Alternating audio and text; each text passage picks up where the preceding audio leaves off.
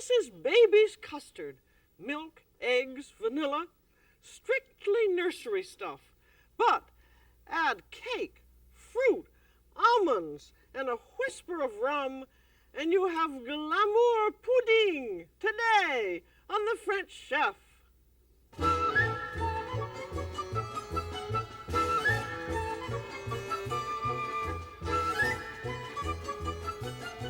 The French Chef is made possible by a grant from the Polaroid Corporation.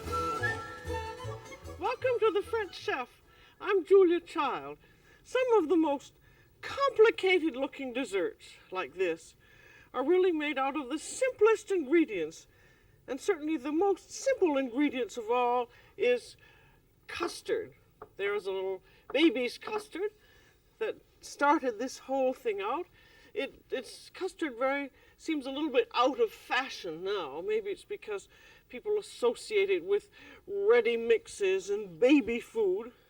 But in French cooking, you're going to find all kinds of custards lurking in all kinds of delicious concoctions, including the one that we're making today, called a pudding. That is spelled P for pudding, O-U-D-I-N-G, pudding. And it uses custard, and it also uses cake and rum and almonds and glaced fruit. And here are glaced fruits. And you often also find a lot of glaced fruits in classical French recipes because before canned and frozen fruits were invented, the only thing that was available were these glaced or candied fruits all year round, and all they are is fresh fruit that is preserved in a special way in sugar syrup. And actually, glaced fruits meant nothing at all to me until I suddenly became aware of them in southern France. There'd be store windows full of gorgeous, glittering whole pineapples and melons, and whole stores that had nothing but glaced fruits in them. And there's a special one in Cannes that's my favorite, and I want you to see it. It has a giant basket of glaced fruit in the window. There it is. It's simply beautiful. And what was interesting about this store is they make all of these glaced fruits right in the back of the store, all by hand in the old-fashioned way. The day we were there, that they were doing little tiny mandarins or tangerines, which are grown in the region. And these first have to soak in great big tubs of water so that they'll soften. And after the soaking, they're pricked with a very sharp needle-like instrument all through, and the soaking and the pricking then allow the sugar syrup to penetrate into the fruit. And these are the fruits cooking in the sugar syrup. And now he's measuring the concentration of the syrup, because what happens, they cook up in the syrup and then they sit for, about a week, and then they're drained and the sugar syrup is concentrated again, and then they sit again in the syrup. And it takes 5 or 6 weeks to candy them until they're completely preserved. And here they all are sitting in these bowls. And this hand method makes the most delicious fruit. They look beautiful, and they still taste like their own fruit, their own selves.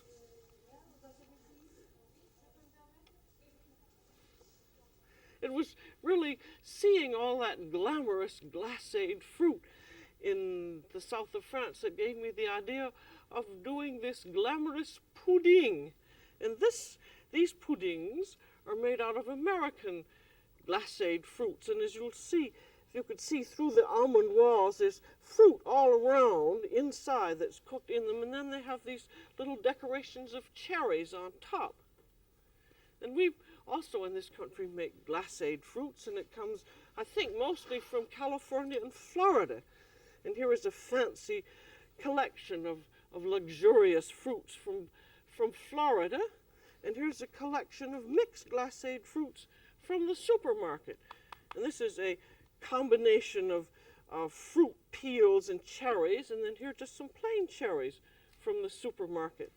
And the fancy one is very nice because you can see here's a pineapple, and you can really see what they are. And here's a pear. And these are of a very nice quality. The pear tastes like a pear, and the pineapple like a pineapple. There's a fig there, and here are the little cherries. And here's some apricots. And I think this is a good quality. This supermarket version is also a good quality, but I think it's probably fairly industrialized production. And I always find it's a good idea to soak them in boiling water before you use them to get off the preservatives. And I want to use a cup of the fruit. And I've got a boiling water gadget here.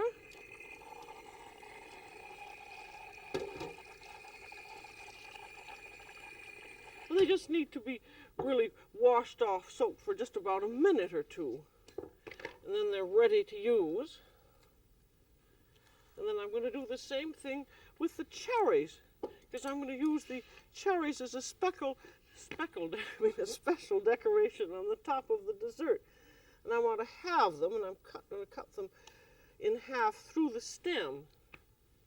And then these, I'll just cut a little sampling to show you, but I have another group there, and I'm going to wash these off also in boiling water.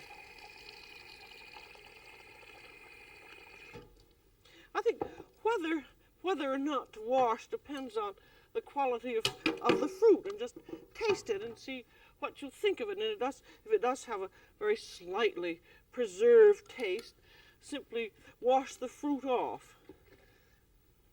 And then drain it and shake out all the water, and back it goes into its cup. Actually, they look much prettier, I think, after they have been washed, because they brighten up. And I'm keeping the cherries separately. And then to give them a little added flavor, I'm going to put in some rum. This is dark Jamaican rum. I'm going to use 1/3 of a cup and put in about a spoonful into the cherries and the rest into the mixed macerated fruits. And stir them all up, and then they can just sit. You can do this sometime ahead of time, and the fruits will absorb this very nice flavor of the rum.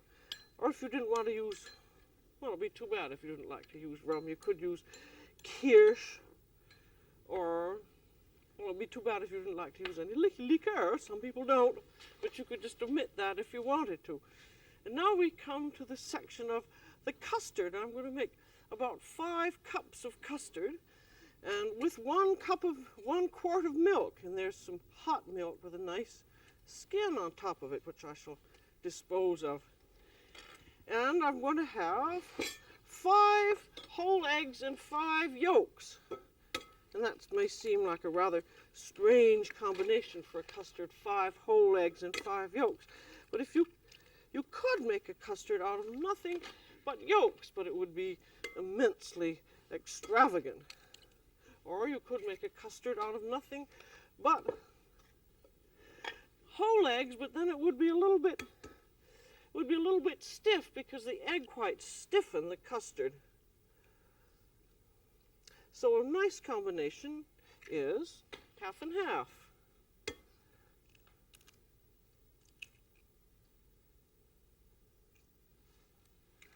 I'll be sure I've got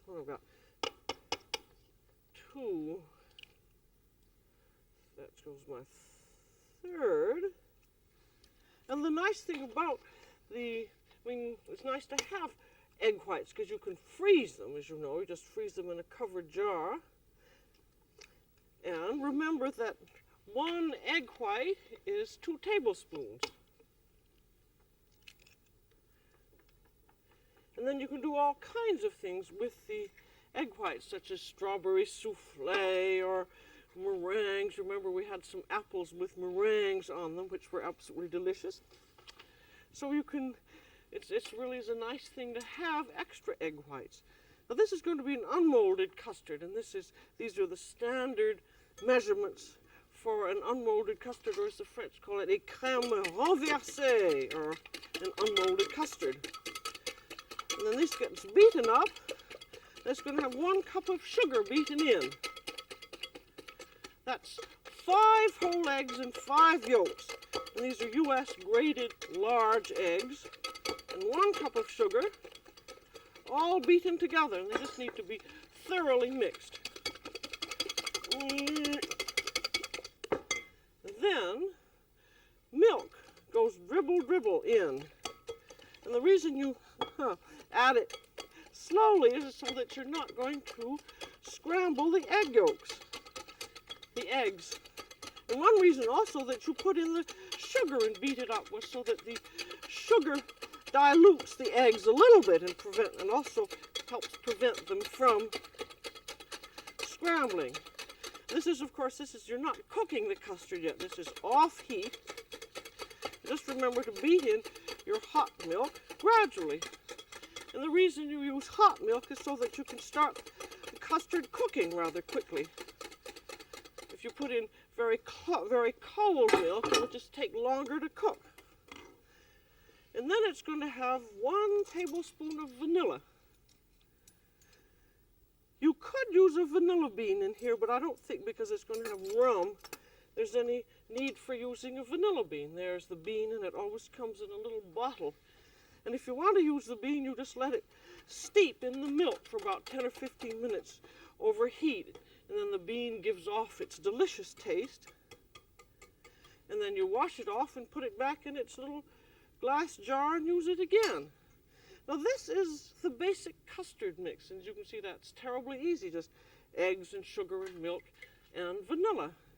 And it is ready now to become a simple little custard or a fancy one. And it tastes awfully good too. It really tastes rather like an eggnog at this point. I'm going to bake it in a square pan, like that. And then I'm going to cut it so that we have these little individual servings. And after it's baked, it's then unmolded, and each piece is decorated with cherries. And this here is an 8 by 8 inch pan across, and it's about 2 inches high, and it holds about 8 cups. And I've divided it up into squares. I just took some paper, blue paper, and made some squares, and then just made some lines on it. And then in go some cherries into each square. You can make any kind of a design you want. As you see, this is really like an upside down cake, because the cherries bake right into it, and then when you unmold it, there they are. What was then on the bottom is now on the top. And these are going in cut side down, because I think they sit better in the pan, and they look rather nice cut side up when it's unmolded. So you just fill all the squares like that with your cherries, and then we're going to have some cake. And this is just a store-bought cake. A lot of these desserts were invented to use leftovers or well, of course, in the olden days they didn't have store-bought cakes, but they made lots of cakes so that. And a lot of these nice desserts were used to make leftovers. I'm going to cut off the brown sides of the cake and also the bottom. And those can be used for something else. And then cut the cake into slices, about 1/2 inch thick. And then I'm going to cut the slices into squares, and then the squares of the cake will go into my pan over the cherries. That will be the first layer, and that will hold the cherries in place. so,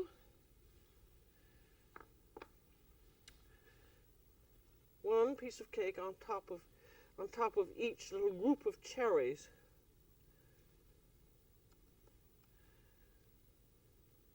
And then the cake, once you've made the decoration in the bottom of the pan, you want to be very careful when the custard goes in that you don't dislodge your decoration. The cake really all disintegrates after it's baked. But I think in the beginning you want to be rather careful with it. And the cake that I'm using is what was it called? It was called a pound cake, and sometimes they're called yellow cakes, or you could use a sponge cake. And the proportions really depend on how much custard and how much cake you have. And so now the custard gets ladled over the cake. Rather carefully, because you don't want the cake to float up yet and dislodge things. So put the custard on slowly enough so that the cake can absorb it all.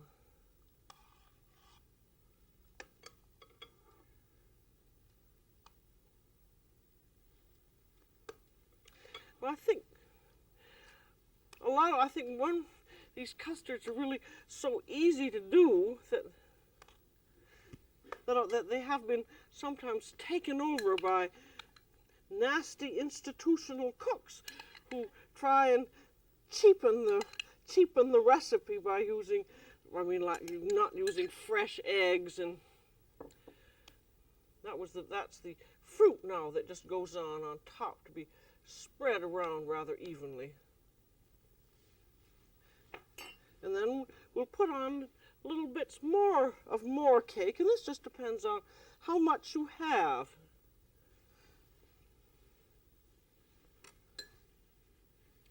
And if you're being awfully chintzy, you'd probably use more cake and less custard.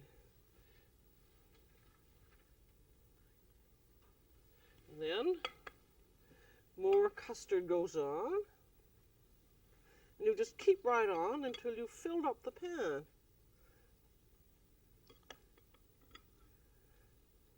I think this is I'm always saying this is a good illustration of French recipes, but this is taking something very simple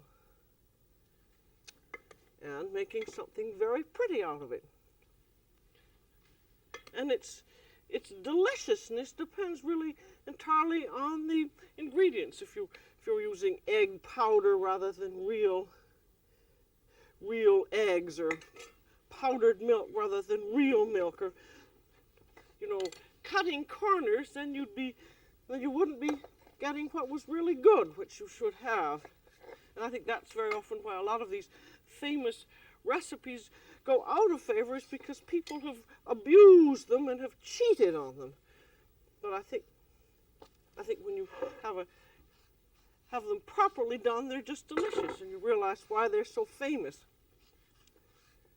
And another useful thing about this is that you can, any leftover cake that you may have, you can freeze it. Say that you had a leftover wedding cake. Maybe as a young bride, you could give this to your husband as his first dessert. Now, this is to go into the oven, and it's going to cook in a pan of water, which is called a bain-marie or a bain-marie. And the reason it goes into a bain-marie is because you want it to cook very slowly.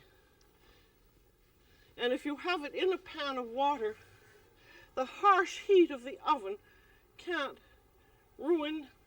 hurt the egg yolks. And the water should come about halfway up the pan. And this is about in the middle level, and the oven is set at 350 degrees. And then come back and look at it in about 20 minutes.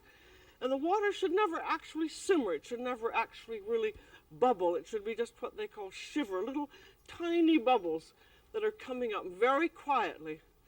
And if it actually does bubble, it's going to be a grainy, rather nasty custard. You can always tell a careless cook by looking at his custards. If they've got bubbles and grains and holes all through them, it shows he didn't pay attention to his oven. That does every once in a while happen, even to the most careful cooks. But just remember that custard should cook slowly. And this takes about an hour, and I want you to see how it is when it's done.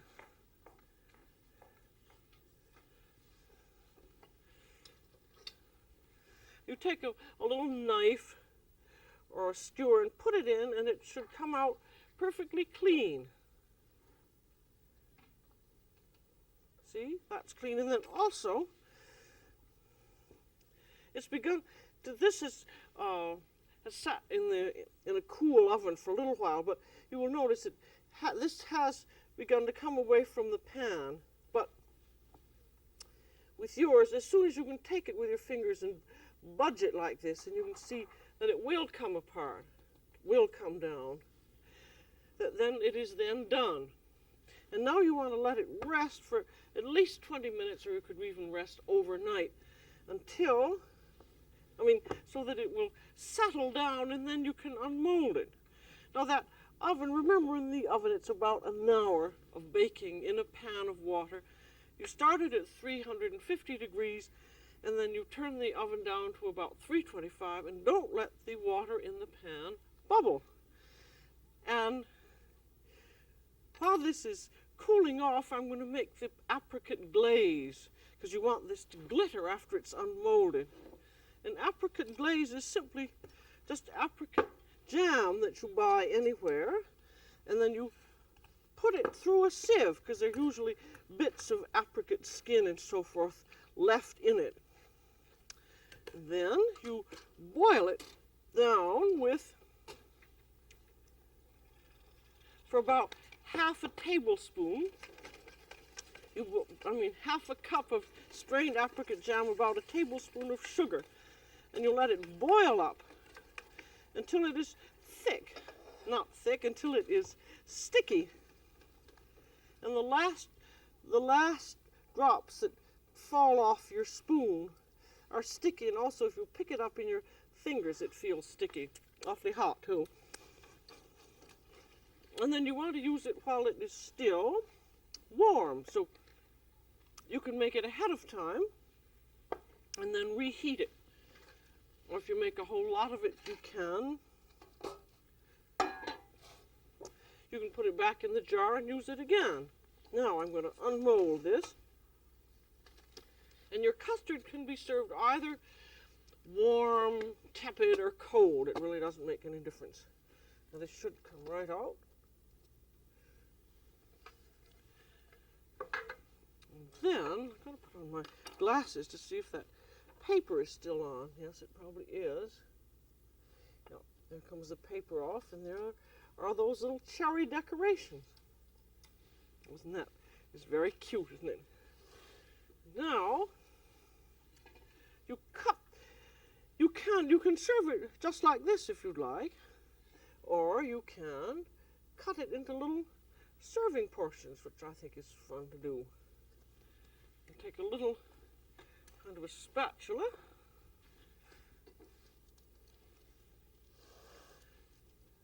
and then you glaze each one individually with your apricot glaze.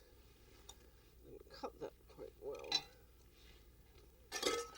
Woo!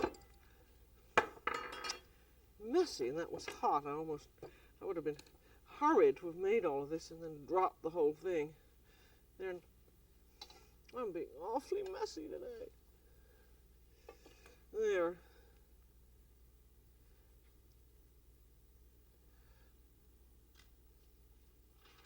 See, what's nice about this is that it does make it glitter. Now, the reason that I'm painting the sides is, I'll get a few things over here, so I can then put some almonds on them. And the glaze, while still warm, will then hold the almonds.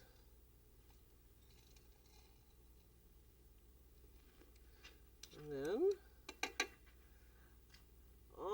onto your serving platter. I'll do one more in a neater fashion.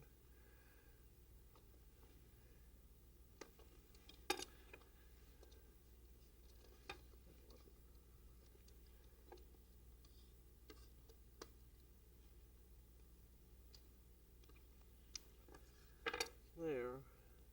Warm glaze.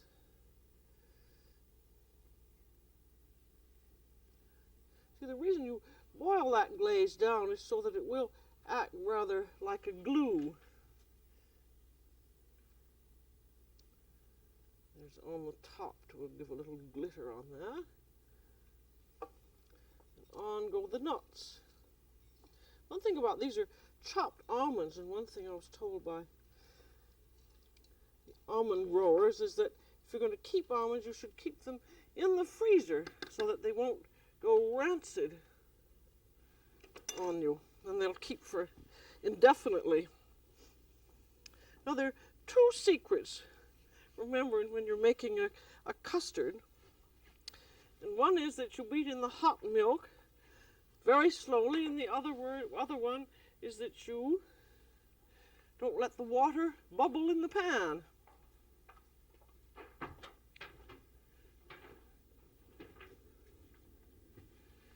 Now here are our little individual custards, and here's a very pretty one, I think, of a whole one that was baked in a round pan, done just exactly the same way. But isn't that a lovely design?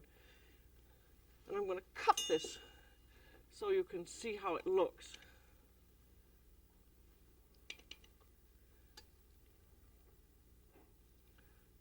And this you can serve just as it is. You can serve a little custard sauce with it if you would like.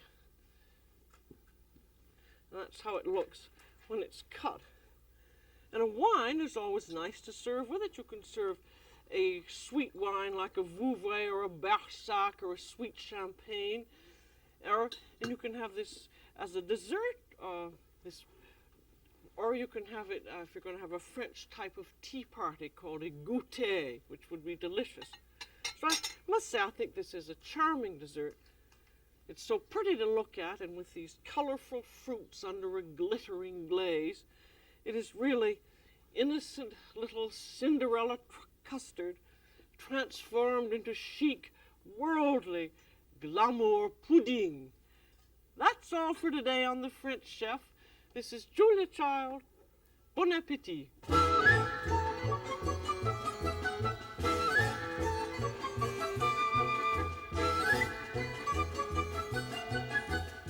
The French Chef has been made possible by a grant from the Polaroid Corporation.